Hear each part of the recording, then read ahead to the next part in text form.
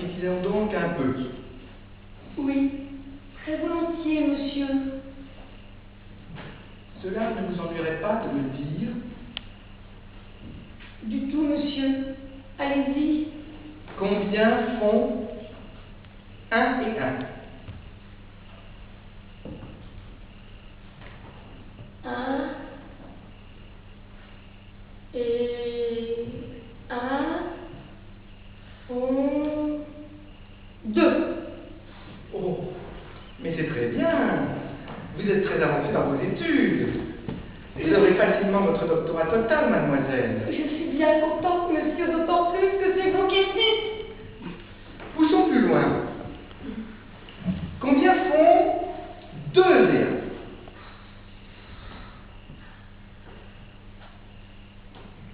3. 3 et 1?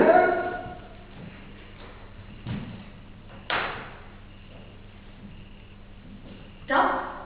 4 et 1?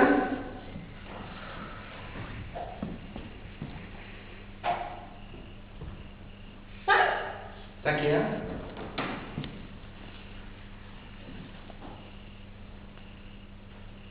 6. 6 et 1?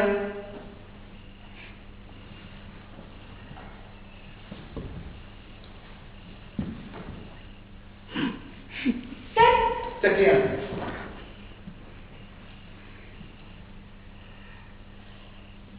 8. 7 et 1? 8 bis. Très bonne réponse. 7 et 1? 8 terres. Parfait. Excellent. 7 et 1?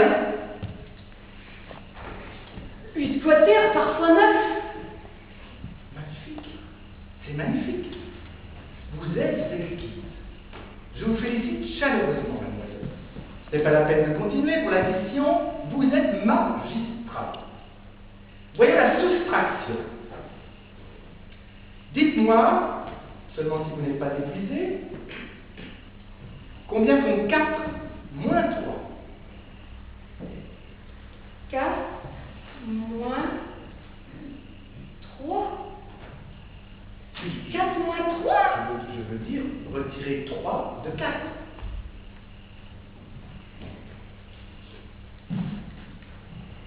Ça fait 7. Je m'excuse d'être obligé de vous contredire. 4 moins 3 ne font pas 7. Confondez. 4 plus 3 font 7. 4 moins 3 ne font pas 7. Il ne s'agit plus d'additionner. Il faut soustraire maintenant. Oui, oui. Vous voyez, 4 moins 3 font combien? Combien? 4. Non, ce n'est pas ça, mademoiselle. 3 alors. Non plus, mademoiselle. Pardon, je dois le dire, ça n'est pas ça. Mes excuses. 4 moins 3. 4 moins 3. 4 moins 3, ça me fait tout de même pas 10. Oh, certainement pas, mademoiselle. Mais il ne s'agit pas de deviner. Il faut raisonner. Tâchons de le décrire ensemble. Voulez-vous compter? Oui, monsieur. 1, 2, Vous savez bien compter. Jusqu'à combien savez-vous compter? je puis compter à Ce l'infini. n'est pas possible, mademoiselle. Alors mettons jusqu'à 16. Cela suffit pour savoir se limiter. Comptez donc, s'il vous plaît, je vous en prie. 1, 2, et puis après 2, il y a 3, 4. Arrêtez-vous. Quel nombre est le plus grand? 3 ou 4? 3 ou 4? Quel est le plus grand? Le plus grand de 3 ou 4? Dans quel sens le plus grand? Il y a des nombres plus petits et des nombres plus grands. Dans les nombres plus grands, il y a plus d'unités que dans les petits. Que dans les petits nombres. Si, dans les petits nombres, les unités sont plus petites, si elles sont toutes petites, alors il se peut qu'il y ait plus d'unités dans les petits nombres. Dans ce cas, les petits nombres peuvent être plus grands que les grands nombres. Laissons cela, cela nous mènerait beaucoup trop loin. Sachez seulement qu'il n'y a pas que des nombres. Il y a aussi des grandeurs, des sommes, des groupes, des tas de choses, telles que les prunes, les wagons, les oies, les pépins, etc. Supposons simplement, pour faciliter notre travail, que nous n'avons que des nombres toujours égaux. Les plus grands seront ceux qui auront le plus grand nombre d'unités égales.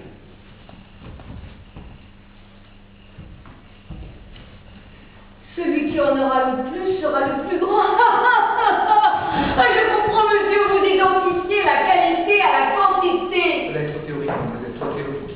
N'ayez pas à vous soucier de cela. Prenons notre exemple et raisonnons sur ce cas précis. Laissons pour plus tard les conclusions générales. Nous avons le nombre 3 et le nombre 4, avec toujours un nombre égal d'unités. Quel nombre est le plus grand? Le nombre le plus petit ou le nombre le plus grand? Qu'entendez-vous par le nombre le plus grand? Est-ce celui qui est moins petit que l'autre? C'est cela. Parfait. Vous m'avez très bien compris, mademoiselle. Alors c'est 4. Oui. Et qui est le 4? Plus petit ou plus grand que 3?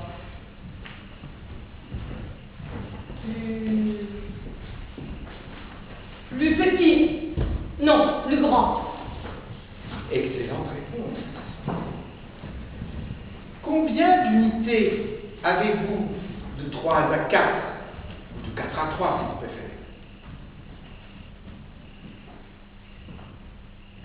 Il n'y a pas d'unité entre 3 et 4.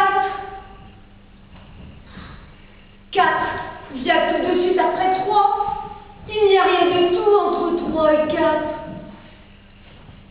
Je me suis fait mal comprendre, cela est sans doute de ma faute. Je n'ai pas été assez clair. Non, la faute est mienne. Tenez, voici 3 allumettes. Oui. J'en mets encore une. Vous voyez, elles sont 4. J'en retire une. Combien vous en reste? 5. Si 3 et 1 font 4, 4 et 1 font 5. Ça n'est pas ça du tout.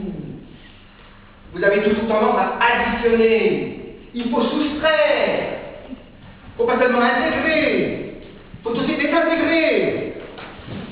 C'est ça la vie, c'est ça la philosophie, c'est la science, le progrès, la civilisation.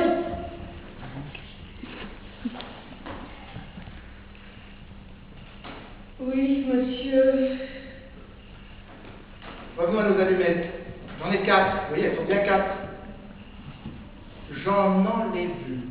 Il ne vous en reste plus que... Je ne sais pas, monsieur. Voyons, réfléchissez. Ce n'est pas facile, je l'admets. Mais vous êtes assez cultivé pour faire l'effort intellectuel demandé et parvenir à comprendre. Alors, je n'y arrive pas, monsieur. Je ne sais pas, monsieur. prenons des exemples plus simples. Si vous aviez eu 2 livres, et je n'aurais arraché un, combien vous en resterait-il maintenant? Aucun? Comment aucun? Oui. C'est justement parce que vous n'en avez arraché aucun que j'en ai un maintenant. Si vous me l'aviez arraché, je ne l'aurais plus. Vous n'avez pas compris mon exemple. Supposez que vous n'ayez qu'une seule oreille.